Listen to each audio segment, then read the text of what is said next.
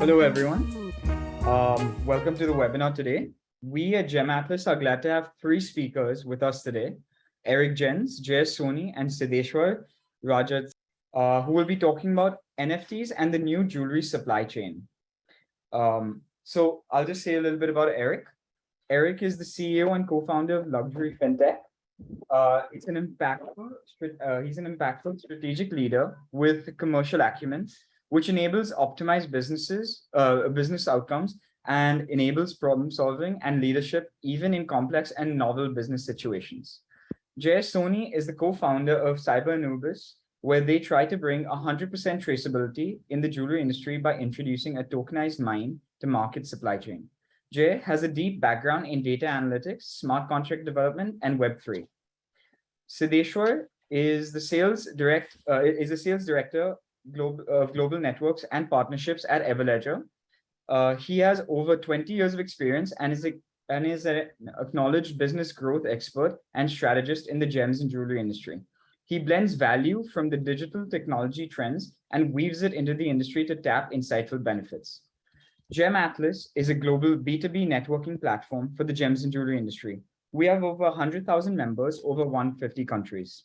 Recently, Gem Atlas has launched a local domestic diamond demand app called GA Demands, which helps users connect with the right suppliers for natural, lab-grown, and parcel diamonds domestically at no cost. With several features already available, we have also recently launched a knowledge section for all industry insights, access to all our webinars and articles at your fingertips. The app is currently only available for Indian mobile numbers, but we will soon be updating it to grow it internationally. There will also be a Q&A button below where you can feel free to ask any questions and have them answered at the end of the discussion. We will have the 10 to 15-minute Q&A discussion with the panelists at the end of the session. We're so glad to host this panel discussion, and I think let's start it from now. So I think let's start with an easy one. Since everyone over here is jewelers, I think let's start off with an easy question of what is blockchain. I think that's the fundamentals. So panelists, up to you. What is blockchain? Well, I can kick that off if you don't mind. First of all, I'd love to be here with Sid and Jay. We've been talking about this a lot, and thank you for Gem Atlas to host this webinar, and thank you for inviting me. And it's always exciting to work with you guys because you're a very dynamic group, and you like to have the right conversation. So I really appreciate it. And of course, and of course, working with Jay and Sid is great.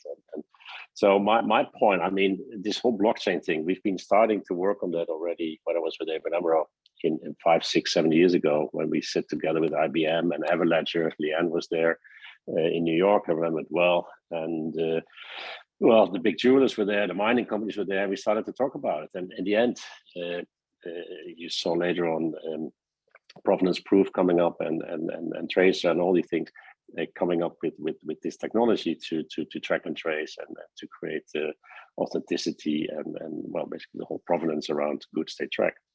But it's a buzzword, blockchain, in a way that the way I see it is that it's a technology where we came from the intranet of things, of the intranet where we had IBM and the US government work on intranets. Those intranets came together as internet.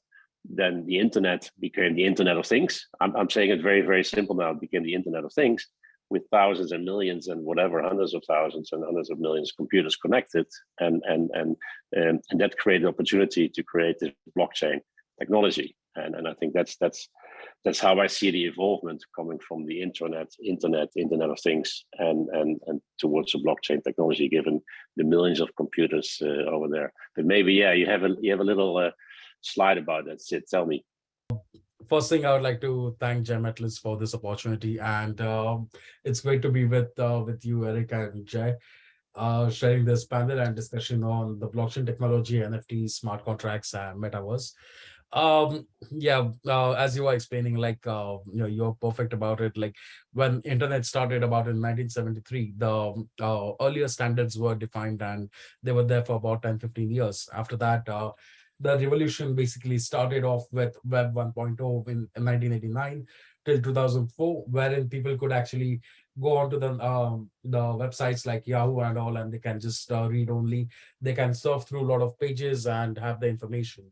Whereas in 2000, from 2005 onwards, basically the internet evolved into the category wherein you can not only read but also edit the pages and the right stuff about your company, yourself, your profile, and a lot of other things. And from 2019 onwards, from 2020 onwards, basically where we are right now, wherein we are in the phase of Web 3.0, where you can not only read, write, but also create new stuff, new designs, uh, new programs, new industries are being evolving, and this is going on right from the consumer level also. So yes, the evolution has been quite great, and uh, it's kind of mind-boggling about how we are moving ahead in terms of the all the NFTs and metaverse and all. Some of the things are kind of tough to even get your head wrapped around it. Uh, like what is basically, if we have to discuss about what is blockchain, I would like to start with the kind of the history of blockchain, about how we started off. Everyone is aware about the term blockchain, and they know exactly that, okay, blockchain is associated somewhere with Bitcoin and cryptocurrency and all that. But people, very few of them, they're actually aware, or basically people in tech space, they are aware that blockchain was actually started off in 1991 with two of the scientists who created a decentralized, basically ledger. Um, the scientists, they were named as Stuart Eber and Scott Stornata. They worked on the first blockchain, wherein they could actually put in all the information that they wanted to in a secured blocks. And they created this ledger, which was basically cryptographically encrypted. And that's when the blockchain started. So blockchain's initial term is, as I have actually mentioned over here, it's distributed ledger technology.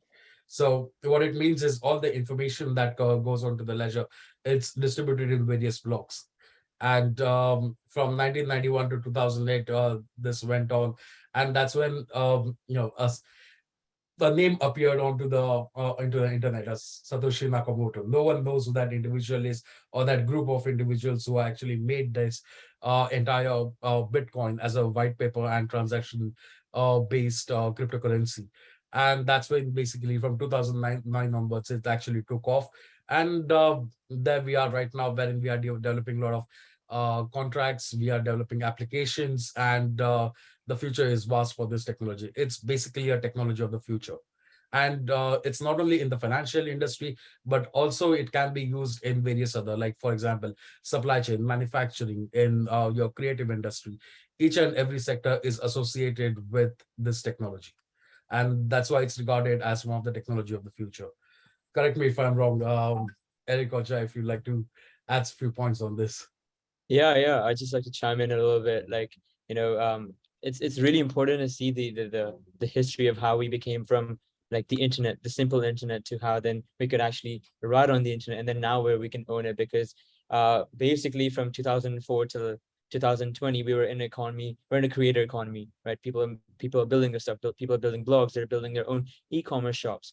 But now we're in an era where people are building communal owned brands, right? So like how one company can be fractionalized between thousands of different people, and how all like the brand is built by the community. It's always cool to see that. And like, so I just also wanted to add on, like, why blockchain is important to jewelers like us or people in this industry, right? Because looking at the seven pillars of blockchain, which is programmable, secure, anonymous, unanimous, distributed, and mutable, and timestamped. So all of these kind of pillars have a very big role to play in our industry, because our industry runs on trust, right? Like if one wholesaler is selling it to another retailer, then it's on trust. If I'm selling someone a 5-carat tanzanite, then they're probably trusting me for the origin of that, for everything behind that. But now we can kind of replace that trust with assurance with blockchain, because you can track the provenance of it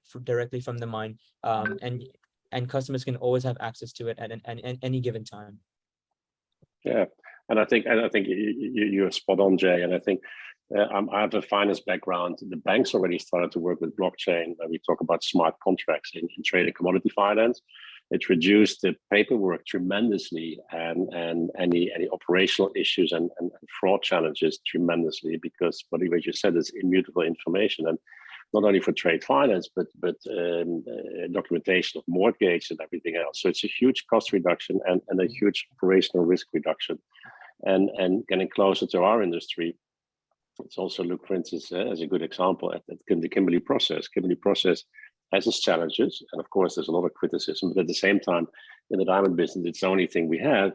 But I think if you talk about initiatives like Tracer, but if you imagine just put the KP certificate on a blockchain, then the whole system basically becomes obsolete, because you have a watertight Kimberley process system. So these are the opportunities we are seeing, and it's an absolute must to keep and to maintain and to create consumer trust in for instance what we're doing in the jewelry industry, whether it's the colored gemstones or gold or silver or any other precious metals, but also in the diamond sector.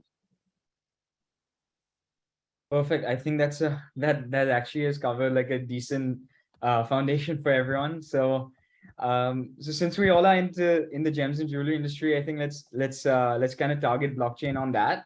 And Sid, I think you have a good amount of experience within that part of the sector. So could you tell us, like, how the gems and jewelry supply chain has changed over the past decade due to technology, and what are the advantages of blockchain taking over the gems and jewelry sector? Because I think people really want to know this. Sure. So basically, earlier the supply chain was completely manual. Like everyone used to just do everything. All the systems were either paper-based, or they were simple Excel sheets, and everything was maintained. As we moved ahead, like I think from 2004 onwards, the computerized systems came into play, wherein people started recording all the data that was kind of implemented in the manufacturing sectors. Going ahead, basically for I think from last 4-5 years, the blockchain has actually come into play into the manufacturing sector itself, wherein people have realized that there is a need and importance to know what exactly they are buying from and where the goods are coming from, especially at a consumer level. Like today, after the Russia-Ukraine war, people want to know exactly where the diamonds are coming from or what kind of jewelry that they are buying. The trust level has kind of reduced in the market. That's one thing where I would like to focus, because when a person, suppose if I'm paying about $1 million for particular jewelry, then in that case I would like to know what kind of metal has gone in, what kind of diamonds are being used, where the diamonds are procured from, what is the origin of that particular stone, a diamond, a gemstone, the metal itself. If in fact the industry is going towards progressing towards a era where people actually want to know whether the jewelry that they're buying is sustainable or not. The manufacturing that is being used, is the carbon footprint being reduced in the manufacturing sector or not. All these points are basically very important at this stage and going ahead, especially in the domestic as well as even in the international market. People are actually consumers, they want to know about it, and it actually makes them feel good also while buying a particular jewelry to know that whatever they are paying for is actually sustainable and it's carbon neutral. And the supply chain actually, the blockchain actually it gives them a kind of trust and liability, trust and kind of where they can actually feel secure about what they are buying, because all the information that is put on the ledger, it's actually well, I would like to go a bit behind. Like, blockchain is a technology wherein you can whatever information is uploaded on it cannot be changed. It's highly all the information is privacy regulated, and the information which goes on to the ledger, it's accurate. So that's where basically it comes across. So it's a decentralized network. There is no central authority which is actually governing, or there's not one particular person who controls the entire chain. So that's what makes it basically highly secured, and it eliminates the need for basically the center authority. And that's why the information which goes on to it, all the documentation, as Erik mentioned, the KP certificate, and even the invoices are basically recorded over there. So you can accurately, pinpoint it, like a particular stone is coming from so and so location, and it goes to, even to the retailer level. You can actually pinpoint that, your origin was basically a mine in Botswana, and the manufacturing took place somewhere in Surat, and the retail was basically in San Francisco in US. So everything is recorded, everything is there for consumers to actually view, and that's the future of the blockchain and the supply chain industry.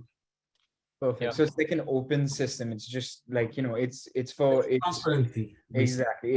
It's gonna really like pinpoint who's done what and what activity was done. Perfect. I think also you put like a bit in the jewelry manufacturing front. Now I know Jay is into hi Jay. Right. I know Jay is into jewelry manufacturing of and he's incorporating blockchain in his jewelry manufacturing process. So I think if he could like tell us a bit about like how the jewelry manufacturer, how like a jewelry manufacturer could incorporate blockchain in their manufacturing line, it would actually answer quite a few questions to many people. So For sure, for sure. So like right now, like I would say the eight main stages of the supply chain in the industry right now are mine, and then rough stone traders, cutters and polishers, then gemstone traders, then a jewelry, like a wholesale jewelry company, and then jewelry traders, jewelry retailers, and then the consumer, right? So in that whole process, you can just imagine like how many times something might have been misplaced, or one stone might not be it can come damaged, or it can come not as how the certificate tells you, right? So what blockchain kind of does, right? It promotes a mine to market solution, that's one, but also a clear and transparent supply chain, right? So what we do is that we work directly with Green and Ruby. They do they mine responsible stones, and then we bring those stones directly to a jewelry company that we work with, and then to the consumers, right? So I think that's quite important as well, because the more intermediaries that we have in the industry, the more the chance of losing the provenance, right? So like, for example, when you go to the jewelry shows, or if you have one of those showrooms in Thailand or Myanmar, right? So people will come sell stones to you, and they'll have a certificate and a stone on the side, right? So when that really happens, like how accurate is that certificate really? So what are you really getting with that certificate, right? Because that stone can easily be swapped out with a lab grown stone, or whatever it is. So I think like integrating blockchain in every part of the supply chain, and having certificates of authenticity by governing parties, that's very important, because then you have people taking which can be held accountable for, oh yes, like when it gets to the consumer, oh, my jewelry was produced by this company, the stone came from this mine. And when you know that complete transparent supply chain, that's when you can really like bring out what what the jewelry industry should be, right? yeah, that's true. That's true. That's actually really helpful there. And so basically, like now, since blockchain is essentially moving Web 2 to Web 3, um, and that's a very important topic for, I mean, for understanding blockchain itself. So I mean, would you be able to tell me, like, how has the internet evolved, and how can jewelers take advantage of this, moving from Web 2 to Web 3? And I think Siddheshwar actually had a great slide that showed Web 1, Web 2, and then Web 3, and how that transition actually has taken place. So someone from the panel could explain something that would that it and could break it down. So yeah. Yeah, I would like to chip in there, also trying to put things in the perspective. And I know the slide is there, but the way I see it is that the jewelry industry was always active in shopping malls, in shops, and basically the bricks and mortar kind of setup, and waiting for customers coming in and do some marketing and mouth to mouth, etc. But then, of course, the whole phenomenon of online business came up. And I remember that in those days, there was still a discussion, and by the way, there still is, whether you go online, yes or no. And people particularly said about the jewelry business, well, nobody will buy online jewelry. Well, we know now what happens. You saw Blue Nile being bought by Signet, etc. So we know that is different. So you go from bricks and mortar to online, and it has grown tremendously, as we all know. But now, basically, from a public space, bricks and mortar, to public space online, we're entering now a public space which is called Metaverse. And of course, it's another buzzword, but the Metaverse is there. And what I think, I don't know how this is all going to develop, but at least I know that we need to learn by experiencing what the opportunities are. And I remember in the 90s, I think it was Bill Gates who said, "I don't believe in internet." Well, we know now what happened and how wrong he was, and even a brilliant guy like him. So I think, yeah, that what the Metaverse will bring, we don't know. We don't know what we don't know. But at the same time, I think it's important to try to develop an understanding of what it is, what the opportunities are. And I want to chip in a little bit what Jay said. I mean, yes, provenance and authenticity and whole sourcing is key for trust and consumer confidence. But there's another aspect, I think, which is, I think, the storytelling. And this new generation like to buy things with a purpose. And the purpose is like, okay, you if you buy a diamond, if you buy a green and ruby, or if you want to have the story, and it needs to have a purpose. And I think that is where this new generation, and yeah, I'm a little older, but still for me, his purpose is important as well, is extremely important. And if you have a purpose that you do the right thing and doing well by doing good, but also have a story by saying, hey, I bought this piece of jewelry, but listen, I got a certificate here, which is in a blockchain, basically, or in an NFT, non-fungible token. Then you have an extra story to share with your friends, your family, etc. It makes a product which your parents or your great parents liked, and you particularly don't like. Make it sexy again, and make it innovative, and make it tech savvy, which I think this new generation likes a lot. So, and moving from bricks and mortar as a public space to online as a public space, then to the Metaverse, yeah, I think it's part of the storytelling and being tech savvy and innovative. Yeah, I would like to add a point over there. Basically, the growth has been so fast over the recent years. Like everyone in our generation, as well as the next generations which are coming ahead, everyone wants to have the information on the palm of their hand.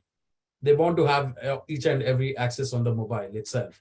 Even if they are buying a particular item, if the provenance is there, what is the truthful story behind a particular piece of product, everything should be accessible on the mobile. And that's what is important. That's what basically over here everyone is providing. And that makes them basically attracted towards this kind of technology, and the industry should actually adopt to it. I just have one quick comment to make, right? Like on what Erik was mentioning about storytelling. I think that's so important, because in Web 2, like all the jewelry brands that try to grow, right? You're using the digital marketing growth strategies. You're using you're attending like thousands of jewelry shows. You're waiting for that demand to grow. But in Web 3, like you already have that community, you already have that demand first. So it's like, oh, there's 1,000 people that are waiting to buy my product. So I don't have to go and find those 10, like I don't have to target my ads to the other 10,000 people. So I get like a 10% conversion rate, right? For example, if you look at what Tiffany did with CryptoPunks, right? There's a collection of 10,000 generative art pieces. They go on for millions and millions of dollars. So Tiffany was like, we don't care about anyone else. We're going to go for the top most NFT collection. And we're only going to allow people that own that NFT to buy our NFT. So instantly, within like 2 or 3 hours, there is 10 million, right? So basically, all they did was put the art of that CryptoPunk NFT collection onto their jewelry, and that was it.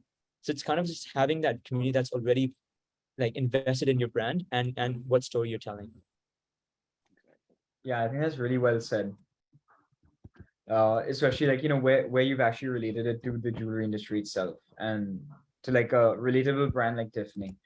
So yeah, so I mean, since you're talking about NFTs, what are NFTs and how has it changed the luxury and the fashion world so far? Like, I mean, you gave one good example of Tiffany, but I mean, any other insights that you have for this? Yeah, like for sure. Like I think like people have heard about NFTs quite often, but like, if I just tell you what a non-fungible token is in like technical terms, it'll be like it won't make too much sense, right? So kind of want to take all of you on a visual journey, right? So think 20 years, 30 years ahead, where we have the tech that basically it's a VR set or it's a bodysuit or whatever it is, and everything that we do is in a virtual world. Right now, like people have already been building that tech, but it doesn't feel exactly real. But 20, 30 years down the line, that's the future that we're going towards, right? For example, Facebook, Meta, they've gone to completely, they've built their own metaverse and they're doing all their meetings virtually. But in 20, 30 years, those meetings will feel like that person is right in front of you, right? So thinking about that, like you might have a Gucci belt or an LV belt or any asset that you might have now in the real world, you have some sort of brand associated with it, right? But in the future, in 20, 30 years, you're going to have like a physical belt, physical wallet, but you'll also have it in the virtual world, right? And how do you own that virtual wallet? How do you own that virtual belt? It's in the form of an NFT. So just think of NFT as something that you own digitally, right? It's non-fungible, so it's unique. There's only one of one, right? So that, like, if you take a step back and just think of like NFTs as just as an asset, I think it really clears up the image rather than just like random photos of dogs or like interesting art pieces, right? Like there's a lot of utility that goes behind it as well. Yeah, that's actually really well said. Yeah. So how can jewelry brands actually use NFTs to leverage their jewelry to the end consumers? Oh, definitely. So basically, any designer or any jewelry brand which comes across with a new set of design, or if they are launching a new line of jewelry, then they can actually make a NFT onto the platforms like OpenSeas or something like that, and they can actually market it across various communities. So there are two aspects to it. Basically, an NFT which is your kind of a digital art can unlock your physical product, or your physical can unlock your digital. What I mean by that is, to make a particular jewelry, it charges a lot of amount. Like there's a lot of investment which goes into making a nice piece of necklace. Uh, you have to buy all the raw materials, right? Diamonds, right? Gemstones, metal, then craftsmanship, the design, CAD, CAM drawings, everything. And each and every process requires a lot of money. Instead of that, if you just make a design, make an NFT out of it, and you put it on the onto these platforms, and or you market it out to your consumers, any and every person who can buy that NFT, you can actually sell like 10 or 50 pieces of it, or you can just have one particular piece sold to just one consumer. You can actually auction it out on the open market. Once, if someone buys that piece and they want to actually buy a physical piece of that particular NFT, then your digital asset has unlocked your physical. That actually confirms your order over there. And that is very important play in today's market, because there's in retail segment right now, especially after there was a kind of a phenomenon wherein in around in 2008 or 9, there was a change of currency which happened in India. During that time, like, there were a lot of jewelers which actually came out saying that, oh, we have to change our currency. Now, to do that, what are we supposed to do? I mean, they literally had to, sell off the dead weight which was there in their stores. So the gold or gold jewelry or the diamond jewelry which is lying, which has not been sold for many years, so they started selling that to the people who actually had a lot of cash which they wanted to exchange it for. So this kind of basically play happened during those times, wherein they realized that, when they started auditing on that one single day, they came to know that there is a lot of heap of dead weight lying in their stores itself. So to reduce that dead weight, NFTs can actually play a very important role over there. And yeah, that is one of the major aspects. Plus, a very important thing which Gucci did, like they came up with a piece of a design. They put it across as NFT. Now, in a counterfeit market, basically people started copying it and they started producing a physical aspect of it and selling it to the consumers. Now, when they started doing that, people were actually buying it for cheap because obviously it's in the black market. Now, when Gucci saw that, okay, they were tracking each and everything, and when they saw that there's a lot of influx on that design and consumers were loving it, they did a marketing campaign around it, saying that, okay, this design is actually of Gucci, NFT, which they had made earlier and they had launched, and there was a smart contract which was protecting that particular NFT, which confirmed that the identity and the origin of the design. So it actually gave a marketing aspect to it, and the consumers realized, especially the consumers, the clientele which Gucci had, they realized that, okay, wow, this product is actually owned by Gucci, and then they started buying it. So your digital actually unlock the physical aspect, or if you have a physical jewelry and all, you can actually make an NFT, put it out on the OpenSea and or any of these platforms, and people will start buying it. So your physical Exactly. Yeah, that's true. And I think always, I mean, we always focus on our own industry, but look at, for instance, what Nike did with their NFTs. I mean, I mean, if you haven't seen what Nike is doing online in the virtual reality and with their way of branding, I mean, buying a shoe is a sneaker, is an experience, and they make it very, very exciting. And then they have the NFTs around it as well. And basically what you can do, you can buy NFT Nikes to dress up your avatar in the metaverse, you know, and they create a whole new, what I said, in the third public space, the metaverse, they create a whole new market. And if people dress up the avatar with a Gucci bag or the green and ruby ring or brooch or Nike shoes, then they're going to probably, when they can afford it, buy it for themselves at a certain moment as well. So it's an amazing way of branding your company. And I was in Rome, what was it, in March, and you saw Bulgari coming up with a new watch. I mean, it's 440,000 euro watch or something. They had a big presentation on the square at the Pantheon, and it was amazing what was happening there. And it was an enormous show, and everybody's still talking about it. So, and there are many examples which are out there. So again, where this is going, we don't know, but you want to be part of it, if you know what I mean. Just wanted to like kind of summarize all of, like, you know, how NFTs can kind of revolutionize fashion and luxury, right?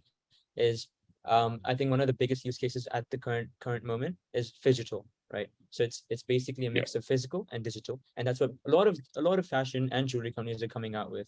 You can see Nike with Artifact. Nike basically acquired Artifact, and what they would do is their flagship Air Force One sneaker, they allowed Artifact to put their art over it, and it was a very cool story. It was a very cool experience, and it sold because that's what the youth wants. They want to know, like, what's going on behind that product, like how can they connect to it, right? So I think that's quite important as well. But to add there, I think what is extremely important, what I learned from work I did with Rina Aluwalia for her Diamondverse collection we launched it last year, was to create, if you want to do this, create communities. If you don't have the communities, I was talking about Nike. Nike created a zillion million people community online. And I think it's extremely important to build those communities to be successful in launching any kind of NFTs. And we've seen different companies with their first initiatives, and I spoke with several of them, but they didn't get the community right. So yeah, they sold their NFTs, but basically only to insiders, maybe people even within the company to get it off the market again. But it is extremely important to create those communities and to create that kind of the right noise from that point of view. Yeah. Yeah, that's actually very true. Yeah. And like, since we're talking about like, designs and how NFTs are one of a kind, um, I think this is very important, like in terms of jewelry designs. Like how can like jewelry designs be protected as NFTs? Like how can we protect our jewelry designs as NFTs? So that's a very important thing, especially when it comes to copying. Like, as you said also, that Gucci, they created something where that it's going to be a Gucci and not a counterfeit. So how is it possible to do this? Sid, if you want to take that up, I think you've actually dealt in this space quite a bit. Yes, yes. So basically, any NFTs which actually you mint it basically and you put it out in the market. Every NFT there's a smart contract which can be attached to it. Now the advantage of this smart contract is that these are basically your uh, legal documents which are digitalized. So what it means is, uh, as you have a legal contract for any transaction, there is a legal contract behind an NFT also, which actually confirms the ownership of that particular creator or the individual who owns it at that moment. These smart contracts, they can be transferred from one buyer to the other. Like for example, if I'm creating an NFT, if I put a smart contract out on the marketplace, then in that case, and if tomorrow Eric wants to buy it, I can transfer the ownership of that smart contract from me to Eric. Tomorrow, if Eric wants to sell that particular NFT to someone else, he can do that. So these are smart contracts, are basically programs which are stored on the blockchain.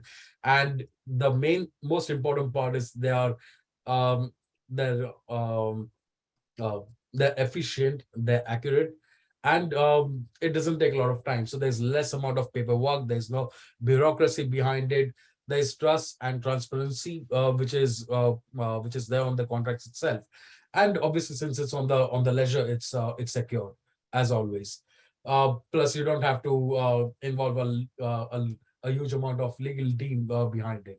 So that's one good aspect about the smart contracts. Now, there are few countries which have actually accepted these formed as a legal tenders.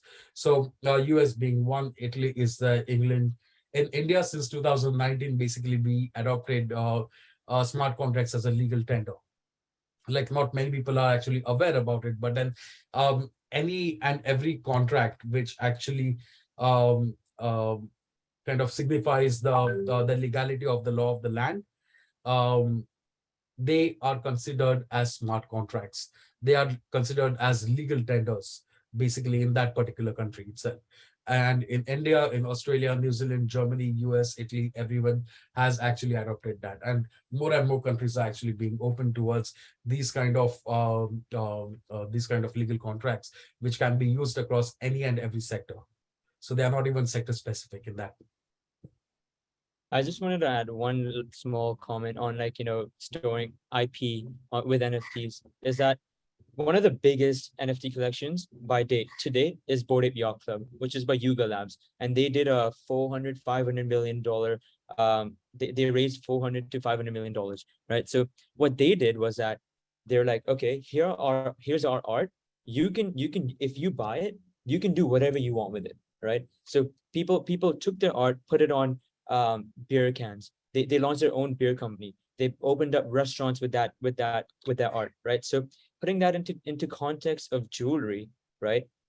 When you can obviously you can protect it. That's to the choice of your jewelry company, and that's on dependent on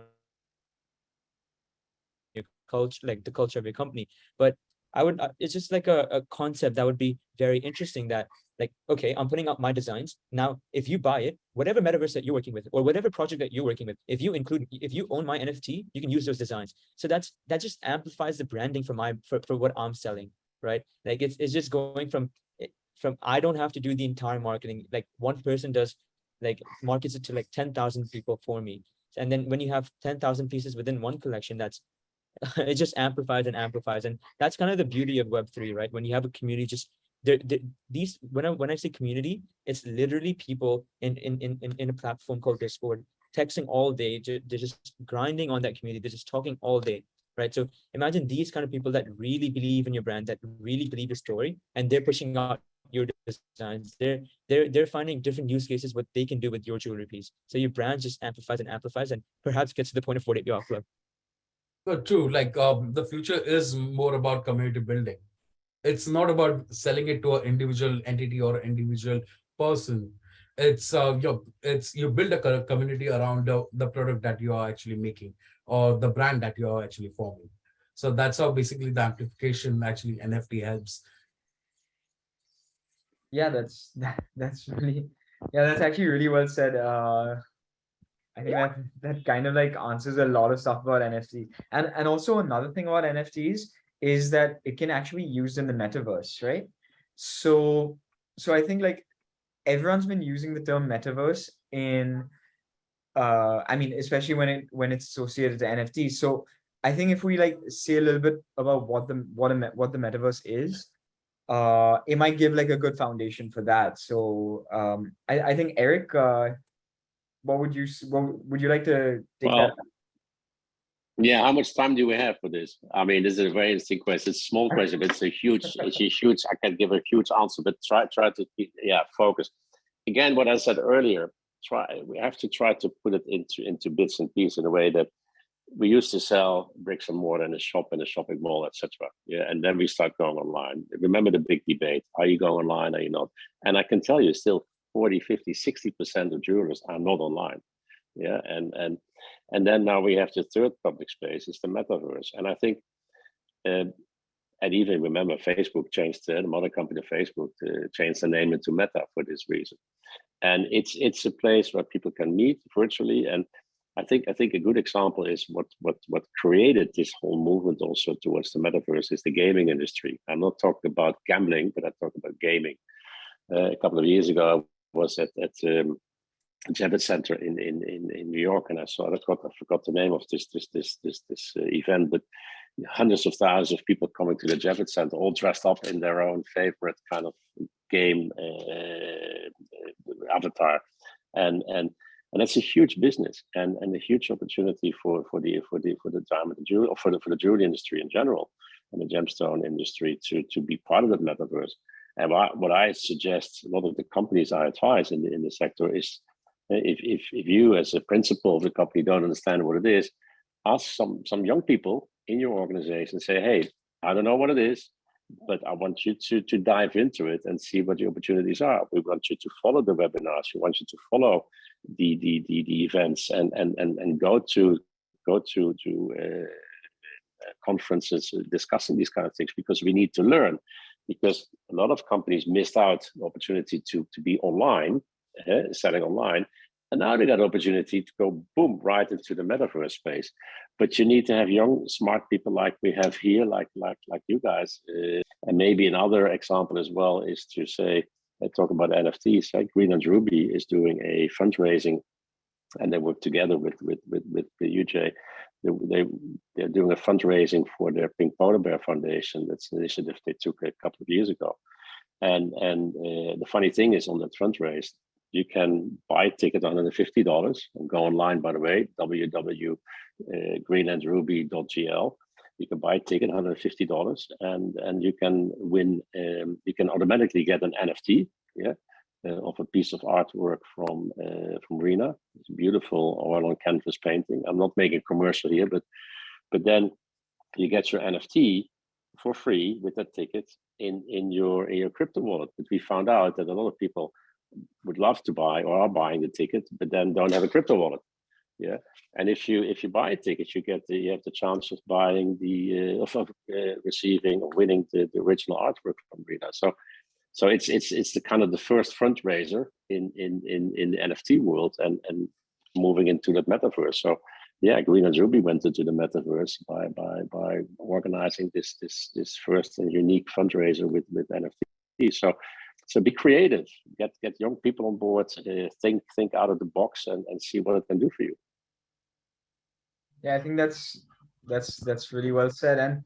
And also like so with since we're talking about the metaverse, like how have luxury companies use the metaverse? And also, like, if you could give a couple of examples of this? Like, for example, like if Gucci's use like, the metaverse in for their own community building, or if any other luxury company has done it, like, could you give some, like, good examples for that?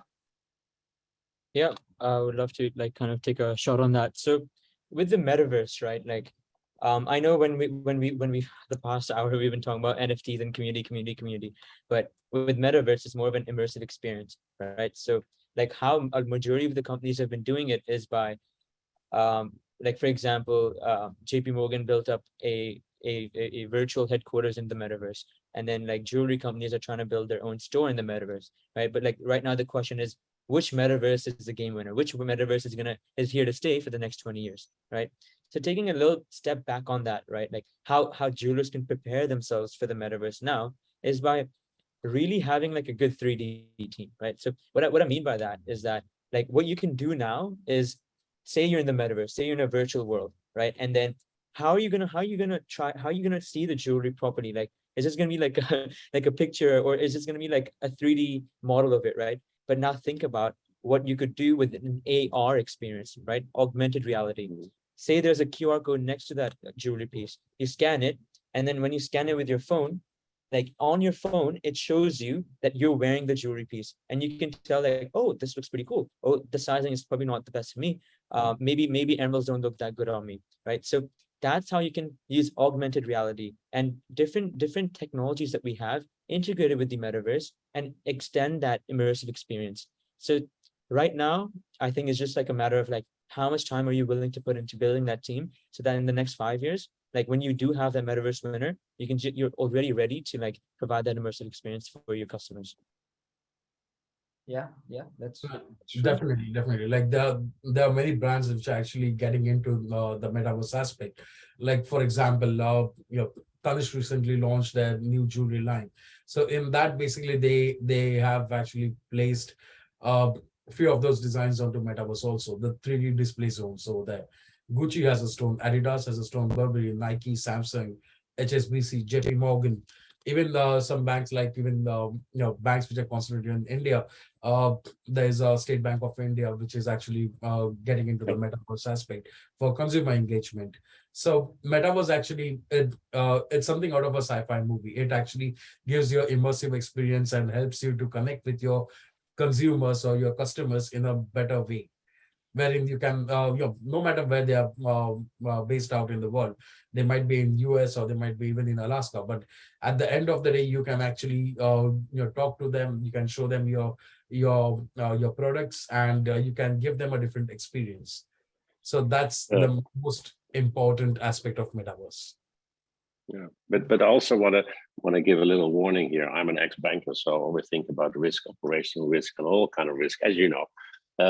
So is this a perfect world we're heading to? No, of course not. I mean, whereas people, there's fraud. So when you talk bricks and mortar or online or metaverse, there are risks involved. So I think it's very important to work with companies, to work with platforms which are vetted, which are audited, which are regulated, et cetera, because there's a lot of mess out there. So you really have to know what you're doing, and because otherwise you can get into big trouble. I mean, we have a lot of examples of fraud with some crypto or platforms or whatsoever. So be aware. And again, there's not only happening in the metaverse or the NFT or crypto space. It's happening in every part of society. So also here, but know what you're doing, and make sure you have the right knowledge around it. Yeah, definitely. Yeah, I mean, I think I think, like, if there's any other points about like Web3, crypto, NFTs that y'all would like to discuss, maybe like, tell the audience right now. And then I think after that, we will be going on to the question answer session. That y'all just want to tell like the audience about crypto, NFTs, Web3, blockchain. It's a completely open floor. So, the way I look at it, basically, I might be wrong also on this, but the way I look at the entire Web3 and the way we are moving, it's what we used to watch as kids on, in sci-fi movies. We are moving into that direction. We are moving into, consumer behavior has changed. The consumer interaction methods have been changed. And with change of times, we have to adapt to these technologies. So there's no two ways about it. Like the traditional method will always be there. The brick and mortar stores or maybe the e-commerce will always be there, but that's a different aspect. At the end of the day, we have to actually adapt to the changing times, and we have to concentrate more on building a community, on enriching the community, and kind of giving a better consumer engagement. So that's what I would like to actually point it out. I think, like, to kind of like put it in easy terms, right? Like, I'm 20, so in my parents' generation, when phones came around, they're like, whoa, why would you want to text someone? I can just go meet them, right? And then the 2000s, right? Like, wow, and then video call came up when movie series came up, or stuff like that, right? Like, why would I watch it on my TV? I can just go to the theater. Why would I do it on my phone, right? So now we're like, slowly but surely, we are heading in that future. I don't know if it's safe. I don't know if it's what we would want, but like, that is where we're headed, right? So it is going to come. It's just the matter of time. Well, I remember in my time when the first televisions came on, that I was only allowed to watch television for an hour a week or something because it was bad for my eyes otherwise.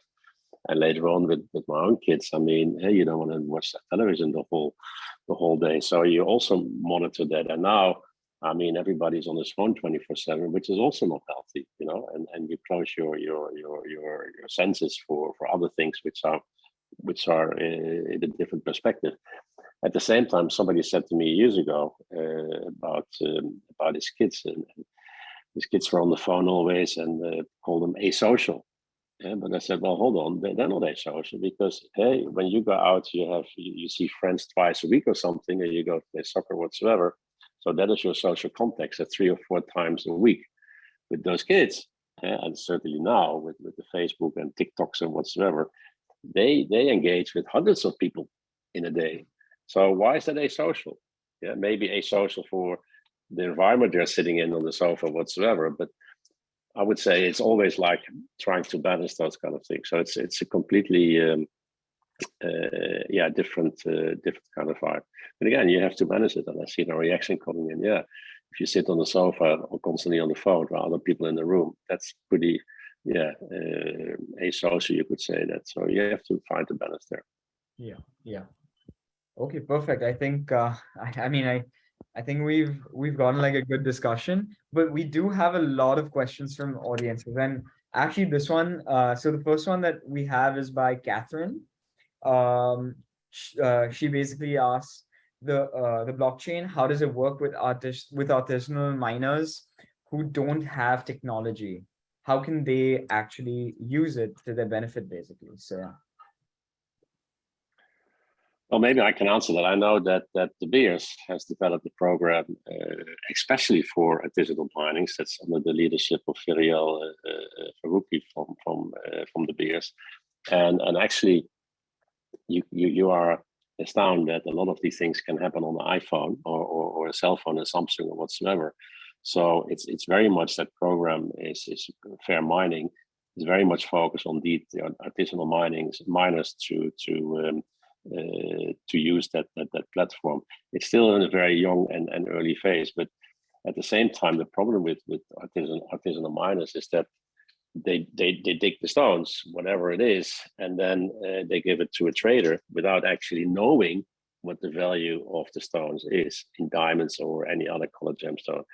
So these middlemen get it. They go on a little moped coming to the mine and get the stuff and sell it 20, 30, 50 times as much to the next person in the value chain. So with this kind of technology, blockchain, that artisanal miner with a cell phone, or they share a cell phone, whatever, in their community, can really see what a decent market value is, and that is what the PS is doing with that initiative. So yeah, it's a perfect no, but it's the first step. And I think if you look at the larger corporates, when I said trace, they want to, for the biggest as well, they want to trace every diamond coming out, the rough diamond coming out of the mine towards the consumer. And Everledge is doing that with the colored gemstone business. So yeah, it's a process. Like Kimberly process is a process started in 2003. This is also a process. This will take many years to perfectionize, but to make it more perfect. But I think it's a good start. Yeah, Yeah, definitely. in fact, we recently, about 2-3 months back, we signed a contract with DRC and Antwerp Diamond Bourse, wherein each and every diamond coming out of DRC will be recorded on Everledger. So that kind of tracking, we are already doing it. In fact, in colored gemstones also, we have developed tracers with Goblin Gem Lab, wherein those tracers can be embedded inside the emeralds and rubies and all the colored gemstones, and you can actually know, even after 100 years, you can actually know the timestamp of that gemstone as to when it was mined, the name of the miner, and the origin, the location. So yeah, these kind of things we are actually doing it right now, and with Gemfills and Fura, we are already way ahead with that. That's really insightful. But there's also another question that I think connects to this part. It's by an anonymous attendee. So your data is only as good as the person inputting the data. How do you know people are inputting the right data? So I mean, I think that question kind of connects to this. So if you could give us like a little insight on this, then yeah. So I would like to take that up. So basically, yes, your whatever information goes onto a ledger, it's only as good as the data that comes on board. But at one end, there are bodies which actually does the auditing of these data which actually comes. Like for example, in diamond industry, it's RSM which does the auditing of the paperwork that comes in. Plus, every invoice which gets exported is actually can be recorded, and you can track and trace of every invoice number which comes from that particular country to any particular other location. Where suppose, for example, a miner is sending out a piece of diamonds or a packet of diamonds to a particular manufacturer, or if a manufacturer is buying it out from an auction, there is always a invoice, a legal tender which actually gets signed, in which you have the invoice number, the number of stones that have bought, and the carat weight and everything. So all these can be triangulated to each other up till the consumer end. So it's not a foolproof system, but then there are ways and means in which you can track and trace these products. So yes. Definitely. And also I think Anjum has a question. Is there a fee for using this blockchain? And if so, to whom is the fee levied on? So to use a blockchain, I think there's no fee for it, but that depends on in the manner that they want to use it.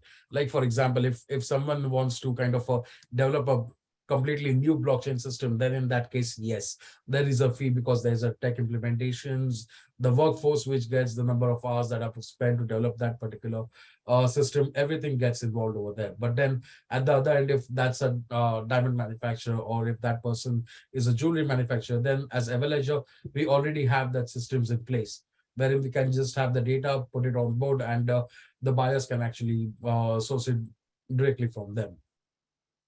Okay. And it's completely free. And he has like another question. That's who regulates the blockchain activity? Like what policies regulate the Yeah, so I think that's kind of the tricky part that we're in right now, right? Like it's completely decentralized, but so suppose like something does happen, like who's liable for it, right? So there are laws coming up from like from each country's government and all of that, but like in terms of regulation, if it's your, like suppose if it's my collection, then I can regulate it with our terms and privacies. Or if it's like Everledger's conditions, then they can do it in their manner, right? But there's no centralized authority that like regulates like what's going on, because that's the entire concept of blockchain. You decentralize it, you make it secure, and that's how decision making goes. See, the ownership. Yeah, it's. Please. Go ahead. The ownership for that particular information which that person has put in, the ownership lies with them itself. It's not, they can't point fingers at any other person tomorrow saying that, hey, you know what, this data is not right because the data on the ledger is not proper. No, in that case, the company who owns that ledger is not liable. The person who's inserting that data is liable for it. So for example, if Yeah. there is some company who's giving their data to us to actually upload on the ledger, if their data is correct, that's their liability. Or that's Yeah. their ownership. So every person or every Absolutely. company needs to take that ownership by themselves. Yeah, and maybe to chip in there, I think the technology when you talk about blockchain, I mean, is self-regulating on its own, because when I said it's immutable and you can't play fraud. Of course, what I said earlier, if people really want to fraud, yeah, it could happen, but it's very much self-regulated. For instance, payments is a very good example. We didn't talk about it with the instant payments, and you have MoneyGram, you have Diamante, we have all kind of payment platforms, Zelle, whatever. It goes instantly in seconds from one account to the other account, and we all know, hey, in the jewelry industry, how painful the payments are if you want to pay to India, from India, whatsoever. I mean, it takes weeks, and especially because the regulators see the jewelry or the diamond industry as increased risk. And so they're scrutinized by compliance. So if you work with the blockchain, etc., but and you have those instant payments, but it doesn't mean that it's completely fraud proof. Of course, no. That there's always risk involved.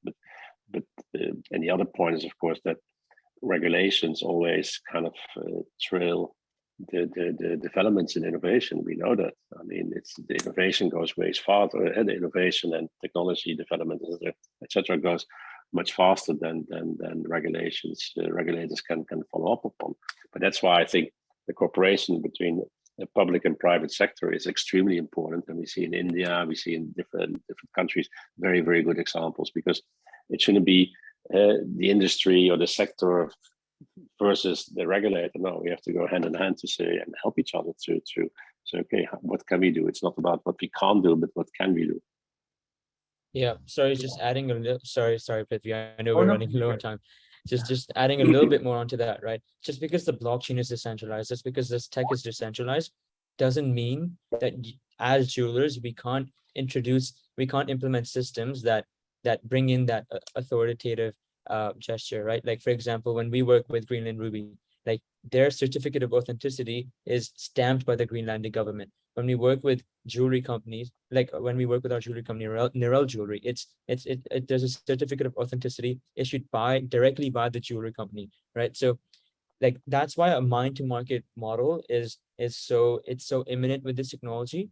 Before it was not possible because there are so many intermediaries in the middle, but now with blockchain you can literally just go mine, jewelry company, customer, Boom. and that's it. Like, that's how it should be. Yeah. And since we're talking about, like, regulations, Joanna actually has like a really good question on that, and that's like, what are the intellectual property implications when generating NFTs? An example would be if someone might create one using your company identity, what are the legalities and regulations for that? And along with that, I've actually clubbed a second question. Can't someone just steal one corporation's identity and sell as an NFT? An example would be like Gucci, or does the blockchain somehow prevent this from happening? So I think this is like a good point of discussion that's there. So Yeah, would like to take that out. yeah. Just like quickly add my comments, and then I'm sure Sid and Erik have a lot to say as well. Like, the thing is that, like, it's kind of like having a passport, right? Like, there's only, like, Gucci only has one wallet that they'll work from, right? So, for example, if their wallet name is Gucci.eth, right, then that will be available. That will be publicly available. And so, if anyone's buying something, it's only going to come from them, right? So it's only going to come from that specific wallet. So for example, on OpenSea, you'll have a verified collection, right? So say if I open up a collection and call it like Gucci, like some Gucci product, like, no one's going to buy it because it's not coming directly from the company's wallet and it's not verified. So you, and also, like, in the way that you framed the question, like, does the blockchain prevent it? Like, the blockchain isn't a governing body. It's not a government. It's nothing like that. It's just technology. So it'll give that verification to the company, but, like, no one's gonna buy some random product from like from a fake wallet, because that will be publicly available and everyone will be able to see it on Etherscan or the ledgers of whatever blockchain that you're using. Yeah, that's actually really well said. Anyone else has to chip in, or should we move on to the next question?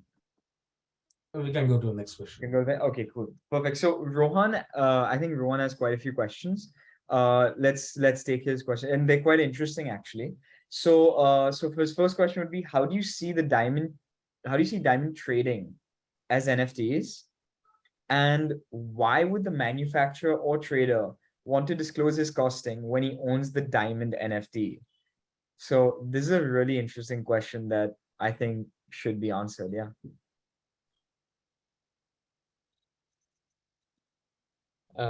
If anyone wants to take lead on that. I can maybe start. How do we see diamond trading as NFTs? Actually, how do I see diamond trading as NFTs? There is a company that has tried to do it. It's called IceCap Tokens.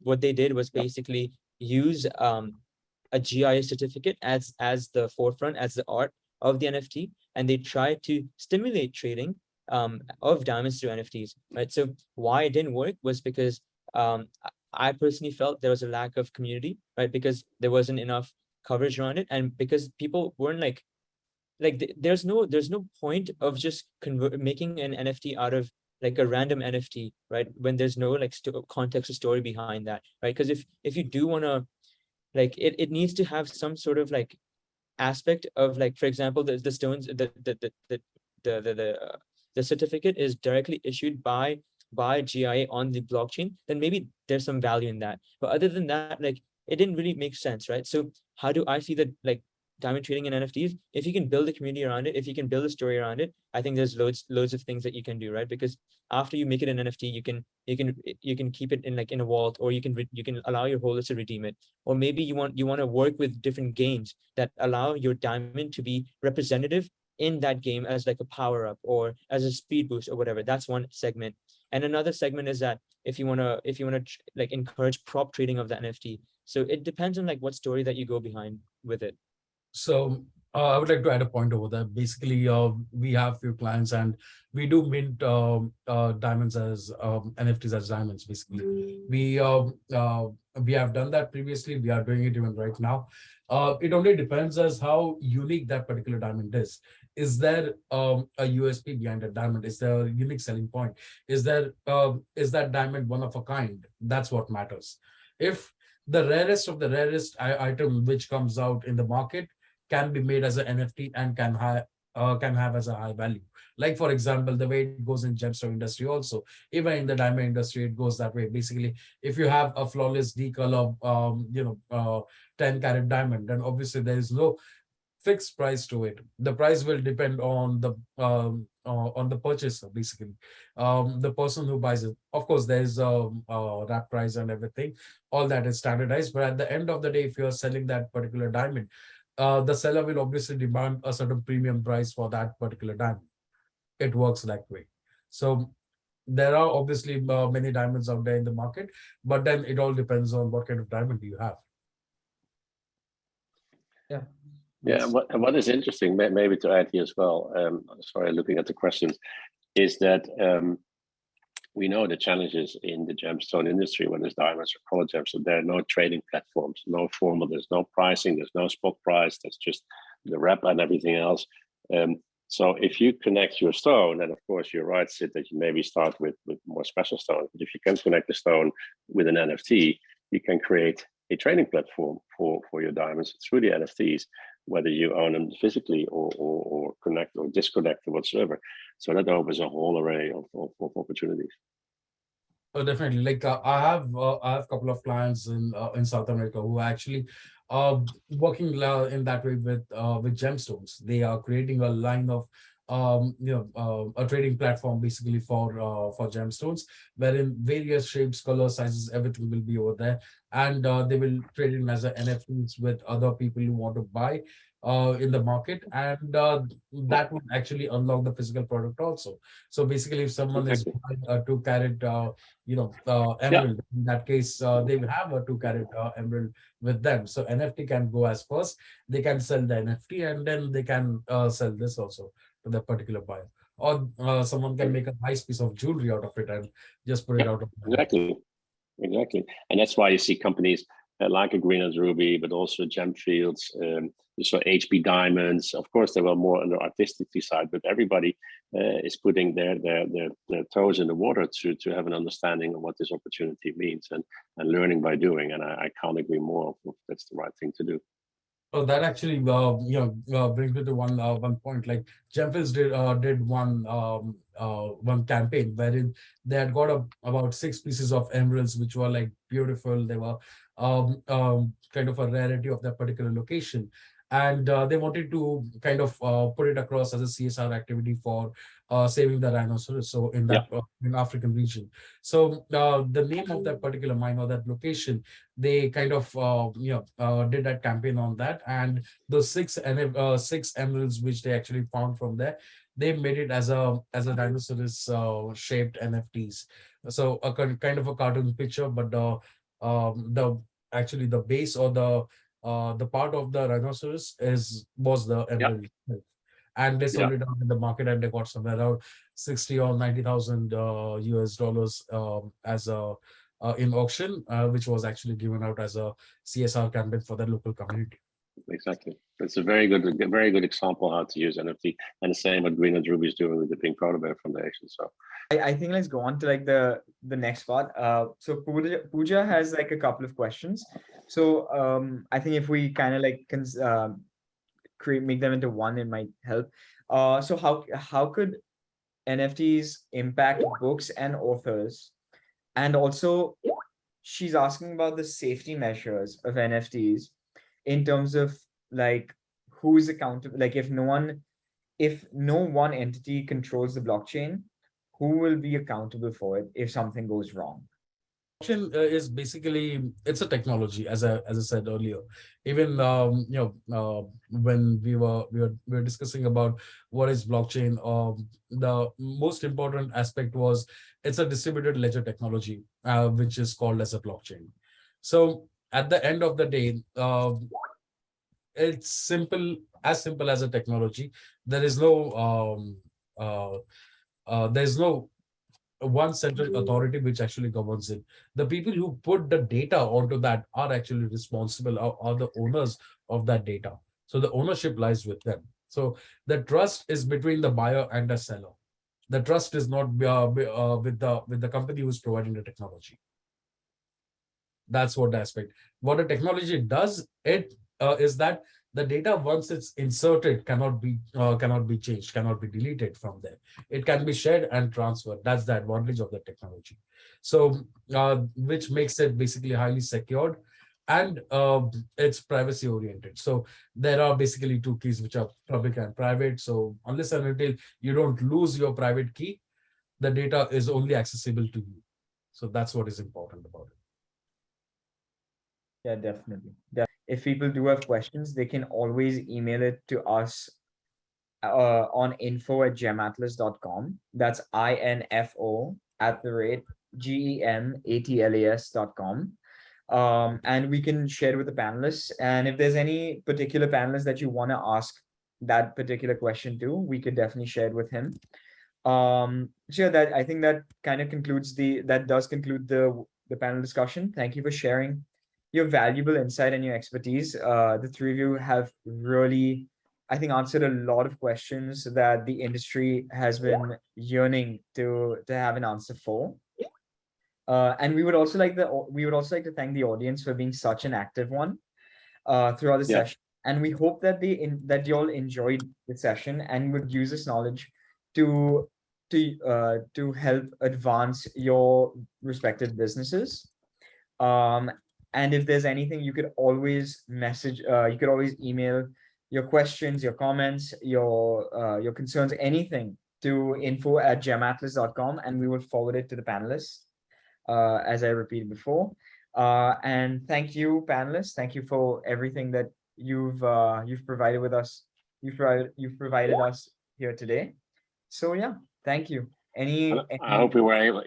I hope we were able to demystify a couple of things about NFT and Metaverse, and to put things a little bit down to earth. So and give some handhold on what next steps could be for people interested in this space.